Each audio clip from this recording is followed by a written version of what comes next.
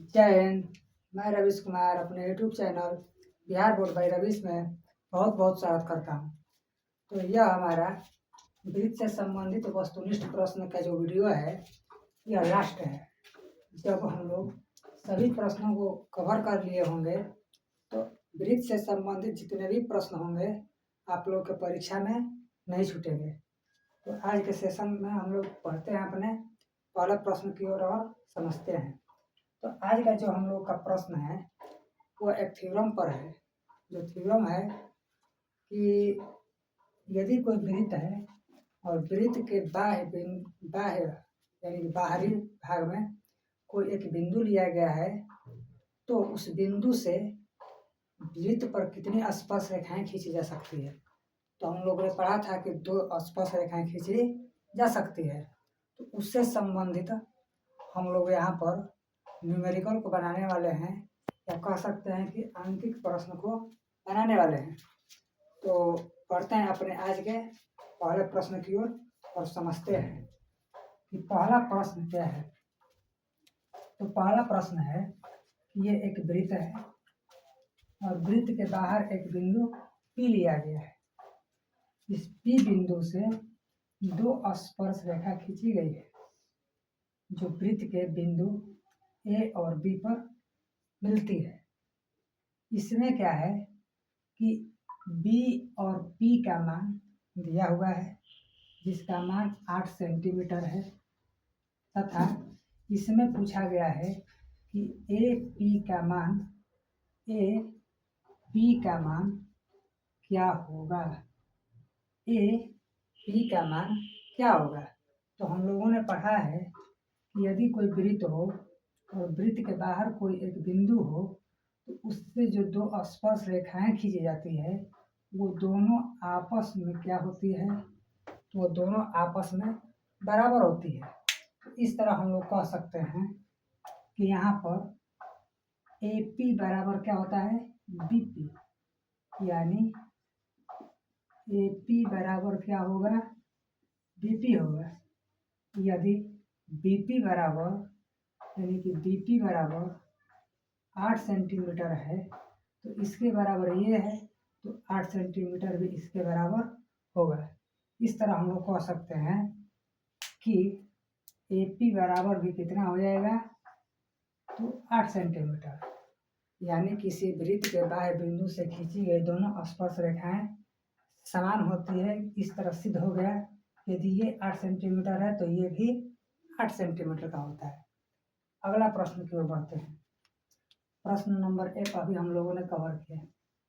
दूसरा प्रश्न, एक वृत्त दिया हुआ है और इस वृत्त में बाह्य बिंदु से 2 स्पर्श रेखाएं खींची हुई है। एक स्पर्श रेखा BP है जबकि पहला है AP है और दूसरा BP।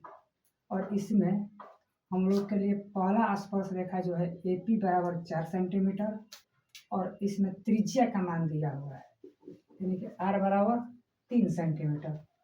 यानी कि हम लोगों ने पढ़ा है यदि कहीं समकोण त्रिभुज बने तो समकोण के सामने वाली भुजा को हम लोग क्या कहते हैं तो कर्ण कहते हैं।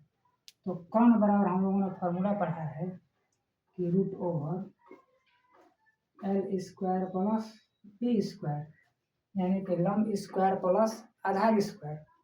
तो इससे हम लोग इस प्रश्न को बनाते हैं। लंब जो है 4 और आधार जो है 3, यानी इस तरह हम लोगों ने देखा कि 16 प्लस 9 √25 बराबर 5 सेंटीमीटर। इस तरह OP बराबर क्या हो जाएगा 5 सेंटीमीटर। इस तरह हम लोगों के लिए परीक्षा में प्रश्न पूछे जाते हैं।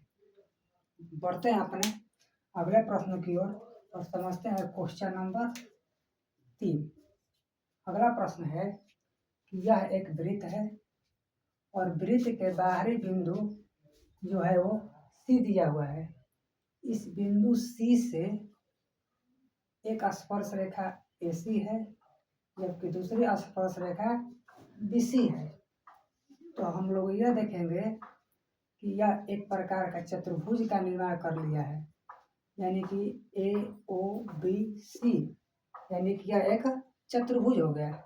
हम लोगों ने पढ़ा है पिछले वीडियो में कंसेप्ट के थ्रू कि चतुर्भुज में आमने सामने की जो कोण होती है वो 180 डिग्री के योग के बराबर होता है।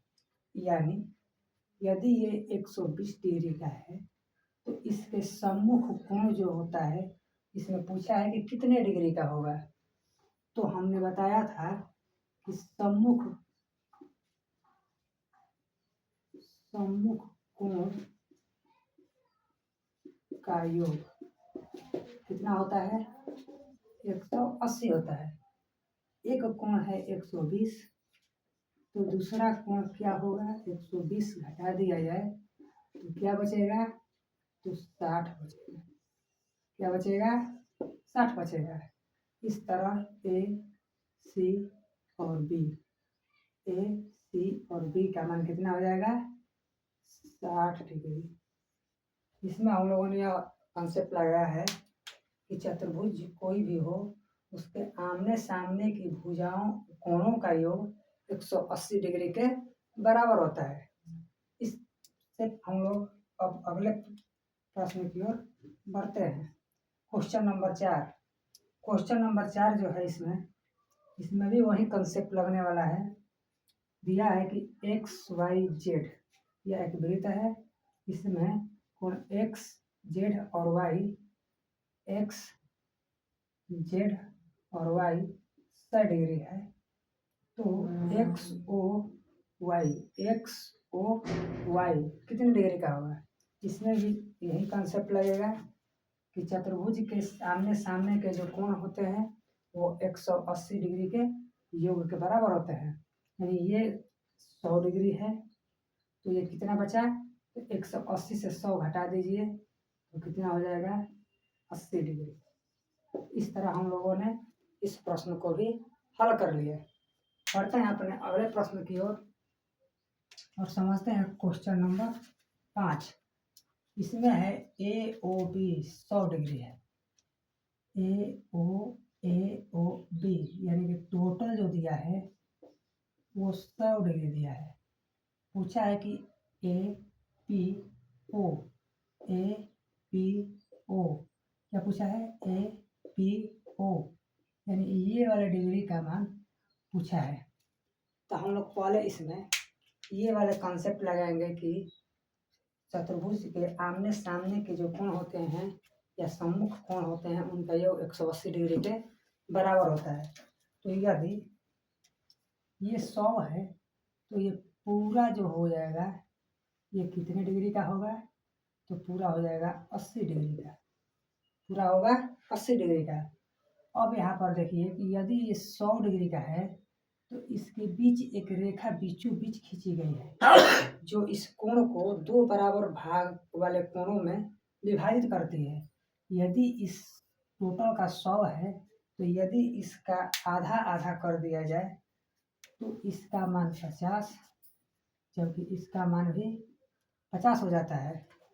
इस तरह इसका भी 80 टोटल है, इस पूरे कोण का मान 80 डिग्री है तो आधे कोण का मान कितना हो जाएगा, तो 40 डिग्री, और इसका भी 40 डिग्री।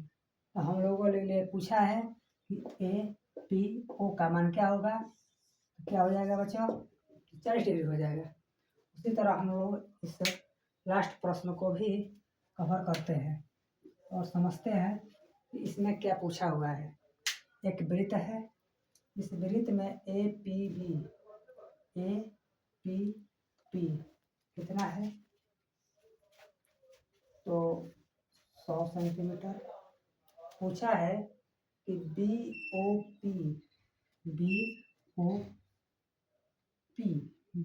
BOP इसका मान क्या होगा। दिया है कि APB यानी कि पूरे का मान कितना है, 50 या 100 है। तो पूछा है कि BOP का मान क्या होगा, यानी इस वाले का मान पूछा है। तो वही फॉर्मूला लगाया जाए कि टोटल जब है 100 तो ये वाला हो जाएगा 80, यदि कोण समद्विभाजक है तो टोटल 80 है, तो इस वाले भाग का मान 40, जबकि इस वाले भाग का भी मान 40 होता है। इस तरह हम लोगों ने वृत्त से संबंधित सभी ऑब्जेक्टिव क्वेश्चन को हम लोगों ने बहुत ही अच्छी तरह से कवर किया। इसी तरह आगे की तरफ भी आपके लिए वीडियो आता रहेगा। तब तक के लिए दीजिए इजाज़त।